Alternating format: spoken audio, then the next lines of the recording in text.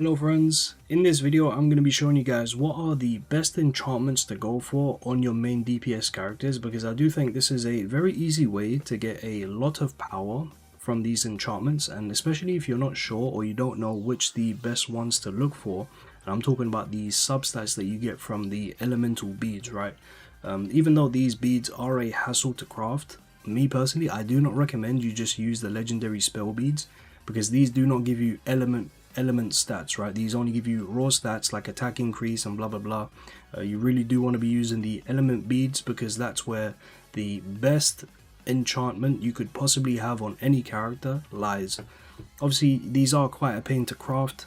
You can only gather, I think it's a maximum of 4 of any specific ore every day. Mostly I think usually you get 3, but I think if you get lucky on all of the farming spots you can get 4. And also it does cost platinum, because you have to make the legendary spell bead with platinum and then you have to craft this with the other materials, so they are quite a hassle to make. However, it is just worth it, right? Because this is a very big power spike for every main DPS.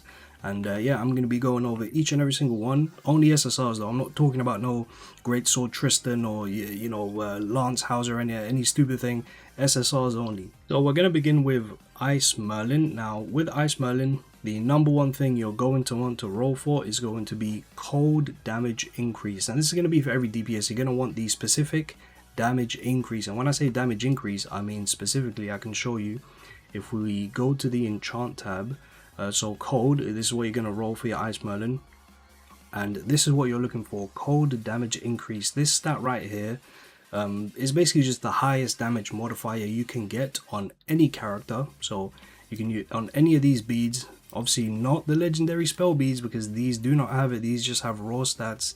We're specifically looking for cold damage for Merlin. So you're going to want cold damage as the number one most important stat. The second best stat you're going to want is crit damage. And then the third stat is going to be whichever skill use is the most impactful on that character. So for Ice Merlin, we're going to want tag skill damage. And then the fourth, which is basically the worst multiplier for damage, but it's still something, is cold attack increase. So it's going to be pretty much the same for every character.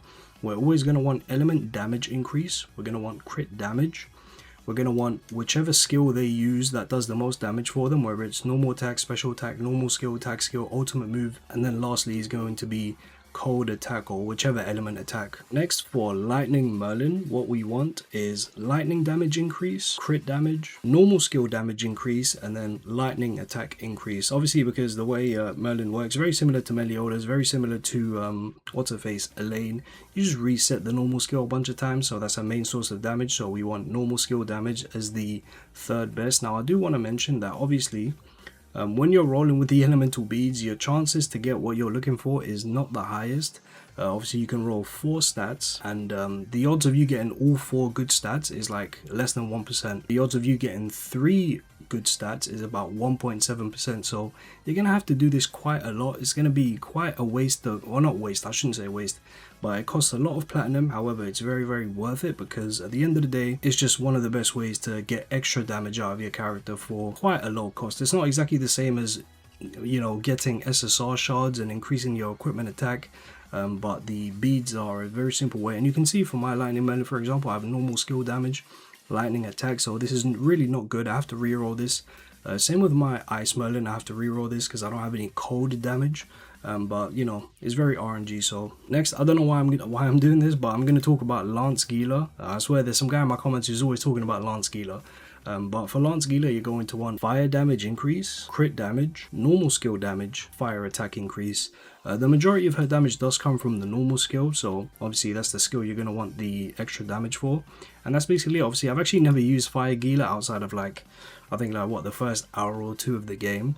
But for anyone who's using her, that's what you want to use. For Meliodas Longsword, we're obviously going to want darkness damage increase, crit damage, normal skill damage increase, and then darkness attack increase. For Axe Meliodas, if you for some reason use this version, you're going to want darkness damage increase, crit damage, special attack increase, and then darkness attack increase. Honestly, I'm not too sure about melee, to be honest. You could do the special attack, you could do the normal skill damage increase. But, I mean, this character just kind of sucks. But if it was up to me, I would go for special attack increase just because it has the highest multiplier at 302%. And for dual swords Meliodas, you're going to want darkness damage increase, crit damage, normal attack increase, and then darkness attack increase. I think some people might be baited into thinking he wants the normal skill, because obviously with dual swords Meliodas, we know that I think if you have P5, you can basically keep any enemy in infinite darkness burst, but the majority of damage comes from the normal attacks. It doesn't come from the ultimate. I know the ultimate does do a lot of damage, but you know, it's not like you can spam the ultimate, it's not like you can spam the normal skill. So the majority of the damage comes from normal attacks, so you are going to want normal attack damage. Next for King, his only DPS pick is going to be the Holy Staff, so for Holy Staff King, you're going to want Holy Damage Increase, Crit Damage, Ultimate Move Damage Increase, and then Holy Attack. The reason you want Holy Damage Increase, or sorry, should I say Ultimate Move Damage Increase for King, is because essentially this is the highest damaging skill he has. Of course, if you're under the Full Bloom effect, damage dealt increases by 50%. Of course, his ultimate is what does the most damage, so that's what you want to play for. His special attack and normal attack aren't the greatest, to be honest. But they do give you stacks of bloom, and you want to be in full bloom before using the ultimate to get that extra damage, so yeah. Next we've got Axe Dian as main DPS. For Axe Dian, you're going to want earth damage increase, crit damage, special attack increase, and then earth attack increase. Because the main gist of the Axe Dian is when she charges and uses the special attack on an enemy afflicted by a breaker, the cooldown resets, and obviously breaker you can apply it by attacking an enemy 5 times or using the ultimate move.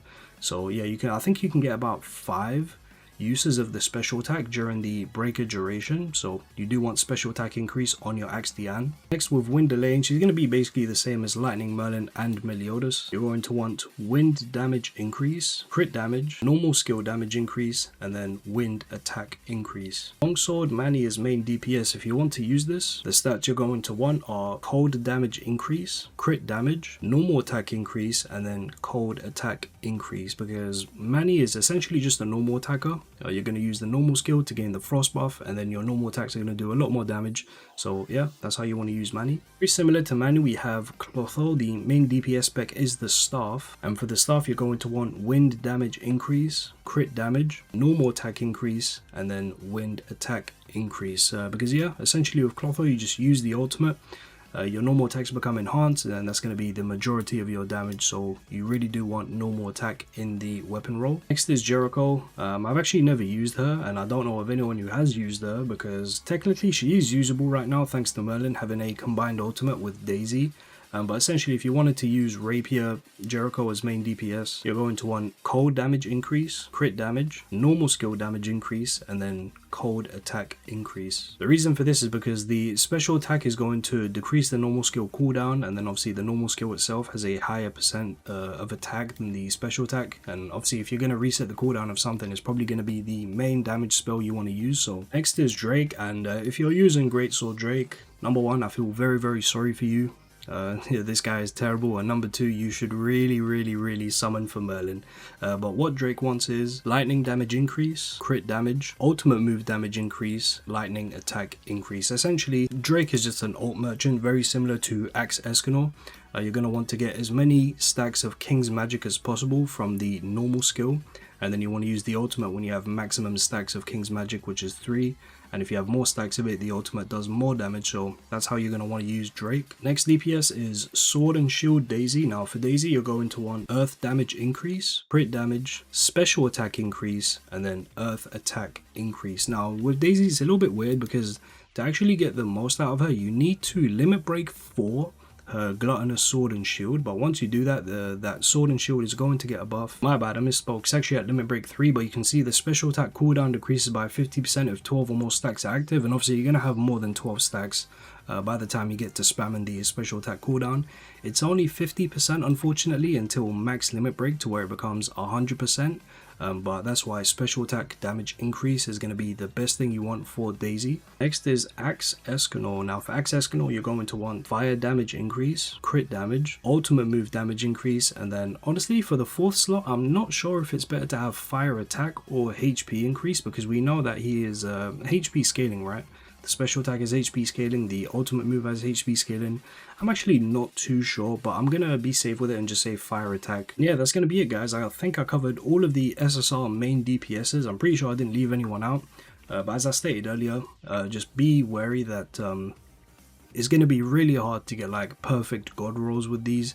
It's super RNG. You really only want to get 3 out of the 4 good stats, because that's like your best odds to do so. If you want 4 out of 4, it's just going to be rolling forever and ever and ever. But if you do get it, then, you know, lucky you. But yeah, that's going to be it for this video. If you enjoyed it or found it useful, please leave me a like, leave me a comment down below, and until next time, we'll see you guys soon.